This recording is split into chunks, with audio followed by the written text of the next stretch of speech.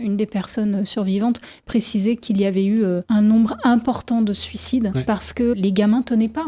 C'était des gamins de 13 ans, 12 ans, 11 ans parfois, qui étaient déracinés et qui n'avaient plus leur famille.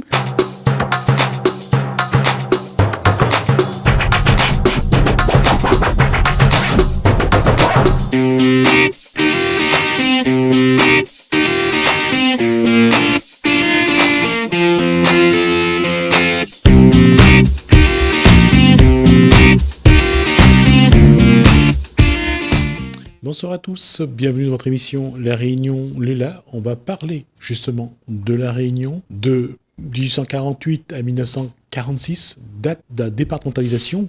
Comment ça s'est passé? Quelle politique familiale mise en place à partir de 1946? Nous allons voir ça dans Cosmo Réunionnais.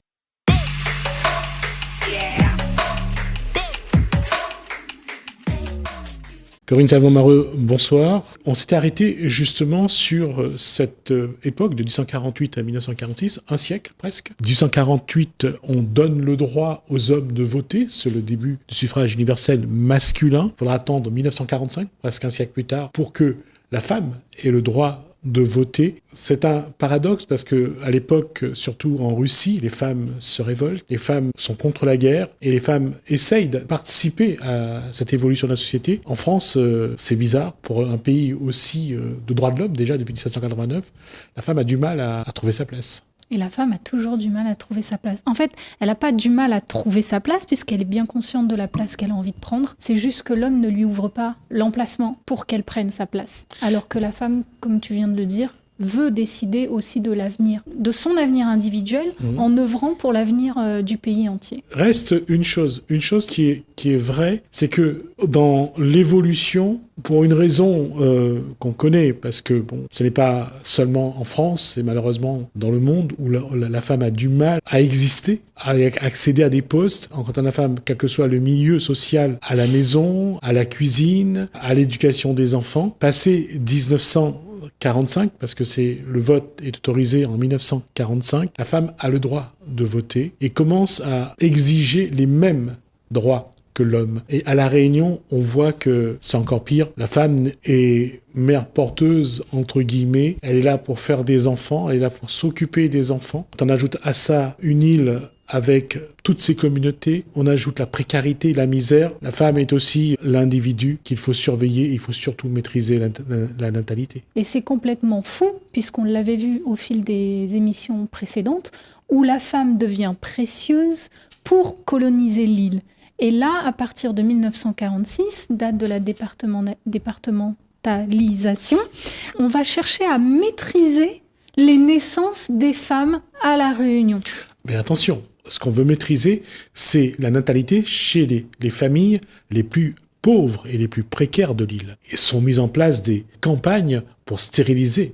Des campagnes pour stériliser à leur insu, avec des produits injectés, la proposition systématique du stérilet sans en connaître les risques ou si ça va être une bonne solution pour la femme en question, ou parfois même chez des femmes très très jeunes. Et puis il y a ce contrôle des naissances et une forte communication publicitaire où on va placarder des publicités, des affiches, où il est clairement représenté une femme noire entourée d'un grand nombre d'enfants, et il est écrit en slogan « ça suffit ». Ou encore une autre publicité, où le slogan est « famille peu nombreuse, famille heureuse ». Il faut savoir qu'à l'époque, jusqu'aux années 80, avoir 5 à 10 enfants dans une famille, c'était quelque chose de naturel, parce que c'était de la main-d'œuvre. On avait besoin des gens dans les champs, on avait besoin des gens dans les jardins, et en plus, il y a un élément aussi qu'il faut mettre en avant, c'est la mortalité infantile à l'époque. Elle a été quand même assez importante. Exactement. Et puis après, je pense aussi que à partir de 1946, il faudrait... ça soulève beaucoup de questions sous-jacentes dans le sens où quelle éducation a été mise à disposition des Réunionnais une fois que la départementalisation a eu lieu. Est-ce qu'on a eu accès effectivement aussi aux mêmes soins, aux mêmes aides ? Il y a une chose qu'il va falloir prendre en compte qu'on le veuille ou pas, malheureusement, c'est un élément qui va beaucoup jouer sur le taux de natalité, les allocations familiales. La dernière fois, on s'était arrêté effectivement à la départementalisation avec le fait qu'on rentrait, ça y est, dans une ère de consommation, puisque certains conforts métropolitains deviennent petit à petit plus accessibles à La Réunion, avec l'arrivée de beaucoup de métiers de tertiaire. La Réunion sort de son statut de colonie. Alors ça, c'est ce qui est officiel, sur le papier. Sauf qu'il s'avère que les opérations qui sont menées entre 1946 et 1981, jusqu'à ce que François Mitterrand prenne le relais. Oui, arrête le bimidum. Donc du coup, là, on a un traitement pendant près de 40 ans qui est alarmant en fait, dans le sens où on a la sensation d'être de nouveau dans une ère d'esclavage, mais moderne. Sans jamais prononcer le mot esclavage, puisqu'on cherche encore à maîtriser les familles de La Réunion. On cherche à maîtriser les revenus, puisque les allocations seront soumises sous beaucoup de conditions, voire même, elles ne sont même pas versées directement aux familles, elles sont versées à un fonds spécialisé qui déduit lui-même... entre autres, la cantine scolaire. Des formes de retenue. Ensuite, on a ces fameuses stérilisations forcées ou contraceptions fournies au détriment d'une information médicale claire. On a aussi affaire à on va prendre soin de vos enfants, confiez-les nous, on les envoie en métropole. Voilà, c'est le début donc qui va devenir le dossier des enfants de la Creuse. Quand on dit des enfants de la Creuse, on a choisi un lieu, mais les enfants ont été envoyés éparpillés sur le territoire français métropolitain. Exactement. Donc, des mouvements anticoloniaux voient le jour, alors que le statut de la colonie est aboli. Mais malgré notre statut de département d'outre-mer, on reste assujetti à un régime législatif. Pourtant, normalement, encore une fois, au niveau officiel, on est censé avoir les mêmes droits parce qu'on est département que ceux français. qui s'appliquent en métropole. Sauf que, en réalité, ce n'est pas du tout le cas. Non, ce qui est le cas, c'est que c'est la présence, à partir de 1963, de Michel Debré à La Réunion. Rappelons que Michel Debré a été le premier ministre de Gaulle, donc de la Ve République, et que sa présence à La Réunion a une importance, parce que ce qu'il va dire fait parole d'évangile, comme son ordonnance de 1961, où ceux qui créent le désordre, entre guillemets, selon la loi, doit être muté en métropole. Cette fameuse ordonnance de Bray qui va envoyer des personnes comme Boris Gamaleya, comme Jean-Baptiste Ponama, comme l'ancien et défunt maire de la Possession, Roland Robert, en métropole, parce que à ce moment-là, le Parti communiste gênait les personnes qui étaient dans l'autre camp. Parmi nos recherches, on est retombé sur un de ces discours public où c'est très très fort comme message politique, où en surface il précise: nous avons compris vos difficultés, nous avons entendu la souffrance des Réunionnais, et finalement en sous-jacent il vient mettre en place pas mal de procédures qui vont provoquer des drames familiaux, des déracinements. Encore une fois, ça veut dire que pendant l'esclavage, il y a eu des déracinements des pays d'origine pour coloniser l'île et mettre de la main-d'œuvre en place. Et finalement, même après l'abolition de l'esclavage et la départementalisation du territoire, on a de nouveau affaire à des déracinements sur les générations suivantes pour des opérations qui sortent de l'entendement quand on le regarde de loin, enfin aujourd'hui, mais c'est rageant. Non, il y a aussi, voir un autre élément qui est important. Et ça, c'est quelque chose qui a toujours été très hypocrite, qui n'a jamais été officiellement dit. Il fallait aussi blanchir un peu le territoire. La population réunionnaise. C'est pour ça qu'on a aussi envoyé, et il y a eu beaucoup de gens de couleur de La Réunion qui ont été envoyés en métropole. Il y a une volonté, et jusqu'à aujourd'hui d'ailleurs, il y a une volonté que la couleur soit celle que décident ceux qui ont les moyens de le décider. Avec une interdiction de parler créole sur le territoire métropole. Voilà. En France, à l'école, dans les foyers dans lesquels ils étaient, ou même les familles d'accueil, ensuite, ils avaient interdiction de parler créole. C'est une autre façon de couper les racines, mais quand on coupe les racines, l'arbre meurt malheureusement. Exact. D'ailleurs, l'un des reportages précisait, une des personnes survivantes précisait qu'il y avait eu un nombre important de suicides parce que les gamins tenaient pas. C'était des gamins de 13 ans, 12 ans, 11 ans parfois, qui étaient déracinés et qui n'avaient plus leur famille, plus leur repère, leur environnement. Le repère de leur environnement. D'ailleurs, c'est assez simple de faire preuve d'empathie face à ce que ces personnes ont pu vivre, dans le sens où nous-mêmes, déjà, je vais parler en mon nom, mais 2 semaines d'affilée en région parisienne ou en France, peu importe si c'est au centre, au sud ou dans le nord, je commence déjà à étouffer. Et tout me manque. La couleur du ciel me manque, la couleur des arbres me manque, le bruit des oiseaux qui est constant à La Réunion, les odeurs de l'herbe chaude quand on est au port ou des caries qui commencent à cuire depuis 10 heures du matin dans les rues. Tout ça, ça me manque et c'est tout un panel des 5 sens finalement, et même, j'en mettrais même un 6e, où je ne suis pas chez moi.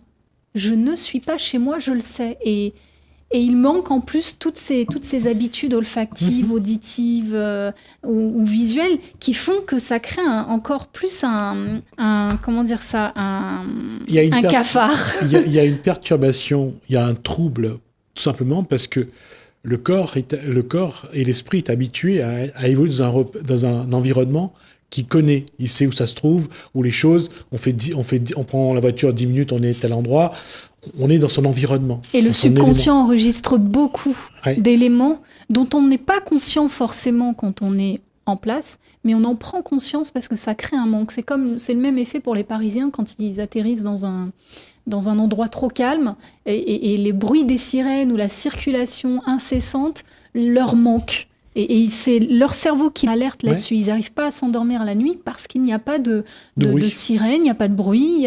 Donc en fait, le cerveau enregistre beaucoup d'informations à ce sujet pour finalement dire que nos racines sont importantes. Alors qu'aujourd'hui, pour le coup, on voyage de notre propre chef. On a le choix de voyager ou de ne pas voyager. Donc même quand on voyage sur notre propre décision, notre propre volonté, la Réunion nous manque quand même. Et c'est pour ça que cette phase des années, on va dire 50 à 80, montre quand même toute la misère, aussi bien de nourriture, d'avoir une maison salubre, d'avoir une éducation. Et c'est là que on voit qu'on va créer un déséquilibre. Et ce reportage qu'on avait fait il y a un moment sur les petits Blandéos qui buvaient, ou sur quand on faisait les statistiques sur la population carcérale à La Réunion, on voyait beaucoup de descendants d'esclaves. C'est là qu'on voit que le passé, malheureusement, n'est pas passé, mais qu'on le porte dans le présent. Ouais, on le porte, il s'inscrit, en fait, il laisse des stigmates dans le présent, et il est très, très difficile, mais autant pour les personnes qui le vivent que pour le regard extérieur, il est très difficile de se débarrasser de ces stigmates, et donc qui entraînent forcément des préjugés, malgré que la population puisse évoluer et changer. Et ça, c'est quelque chose que le Réunionnais a du mal, et quand je dis les Réunionnais, c'est tous ceux qui ont des racines qui sont ici, mais malheureusement, qui ne les vivent pas. On n'a pas essayé de comprendre la souffrance de nos parents, de nos grands-parents, ce qu'ils ont vécu dans les années 50, 60, encore plus avant d'ailleurs. Mais tout ça, on finit par les transmettre. Et aujourd'hui, le mal-être qu'on a, ça vient aussi de ces époques-là. Sûr. Et on ne peut pas dire que on est totalement coupé de notre passé. Non, le passé, c'est ce qu'il y a en nous et c'est présent. D'ailleurs, on était vus comme des citoyens français de seconde zone. Je me demande même si c'est pas encore le cas au XXIe siècle. Mais bref, il faut noter que la plupart du temps, il y a une composante féministe dans les luttes anticoloniales, notamment par l'Union des femmes réunionnaises, l'Union des femmes guadeloupéennes et l'Union des femmes martiniquaises, qui ont toutes été créées dans la même période pour pouvoir se défendre. Donc la différence de traitement, en métropole, on veut favoriser la natalité parce qu'il y a l'après-guerre, alors qu'à La Réunion, on veut surtout maîtriser parce qu'il n'y ait pas trop de natalité.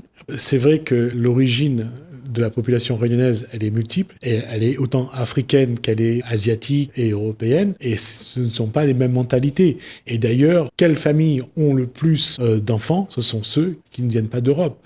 Parce qu'en Europe, avoir beaucoup d'enfants, ils ont déjà dépassé ce stade-là. Alors que pour les autres, avoir des enfants, c'est une richesse, d'autant que dans les années 50-60, la mortalité infantile est encore importante. Par contre, il y a quand même en métropole, ça dépend des catégories d'appartenance religieuse. On a encore au XXIe siècle des communautés religieuses métropolitaines qui favorisent d'avoir plusieurs enfants, et ça fait même partie d'une forme de normalité pour eux.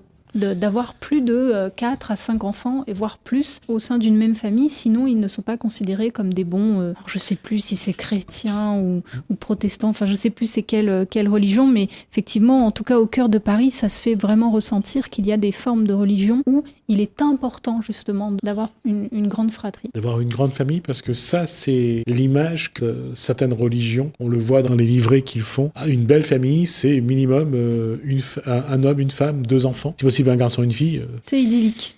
d'avoir un certain équilibre, effectivement. Mais à La Réunion, encore une fois, là-dessus, ce qu'il faut regarder, c'est on ne peut pas dire que même si on a ce statut de département français, on ne peut pas dire qu'on est logé à la même enseigne. On n'est pas du tout logé à la même enseigne. Ouais. Donc il y a une réorganisation de l'économie qui est liée du coup à la monoculture de la canne à sucre, sauf que ça provoque l'apparition d'un chômage important sur l'île, notamment dans les populations non blanches, bien sûr. Tout le monde ne va pas travailler dans les champs de canne. Donc la masse de population pauvre va s'engager justement dans ce mouvement anticolonial pour faire reconnaître ses droits, mais sauf que ça effraie les pouvoirs publics. Et les pouvoirs publics, du coup, vont commencer à engager des mesures fortes pour freiner cette rébellion-là qui est en train d'arriver et cette colère de la population pauvre et non blanche, parce que forcément, plus ils font d'enfants, plus on va se retrouver avec une masse de population qui va venir se rebeller contre l'État. Donc, les femmes, elles sont au cœur du travail reproductif. Et c'est elles qui deviennent la cible, d'où les contraceptions qui vont être imposées. Ce qui est important à dire aussi dans cette différence de traitement, jusqu'en 1948, malgré la départementalisation, on a un salaire inférieur à 50% de la métropole, de 50%. Pour autant, des observateurs de métropole qui viennent à La Réunion constater les faits et mettre en alerte. Vraiment, de faire remonter cette information, c'est pas normal. À La Réunion, ils sont déjà dans un état de pauvreté important, de précarité, et les salaires sont anormalement bas, malgré qu'encore une fois, on soit pourtant un département français et on ne bénéficie pas des mêmes critères en matière de rémunération. Et donc, malgré l'observation de ces chercheurs, l'État n'engendre pas encore, de toute façon, en plus on le voit encore aujourd'hui. Non, je laisse terminer parce que je vais conclure là-dessus, effectivement.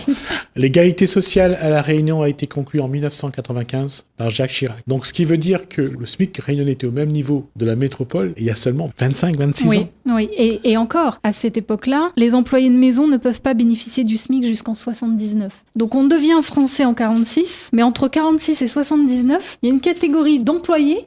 En fait, c'est au bon vouloir des employeurs, notamment dans les travails de maison, de verser un salaire du montant qu'ils ont envie. On va continuer là-dessus la prochaine fois et on va regarder justement tous ces décalages qu'il y avait entre ce qui vivait le Réunionnais d'origine modeste et on verra la difficulté qu'on a eue pour essayer de faire évoluer les choses. Et en fait, ce qui est à retenir, c'est qu'on a plusieurs facteurs qui sont tentaculaires, vraiment on pourrait dessiner un soleil avec beaucoup de rayons, qui viennent finalement nourrir un problème qui cherche à se résoudre, mais qui est très difficile puisque beaucoup de stigmates du passé et beaucoup aussi de barrages de la part des pouvoirs publics.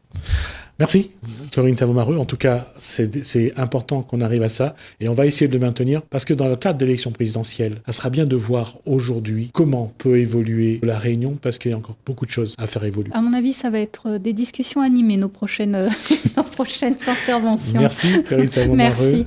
Merci à vous de nous avoir suivis. Merci Hélène, merci François. Je vous dis à bientôt.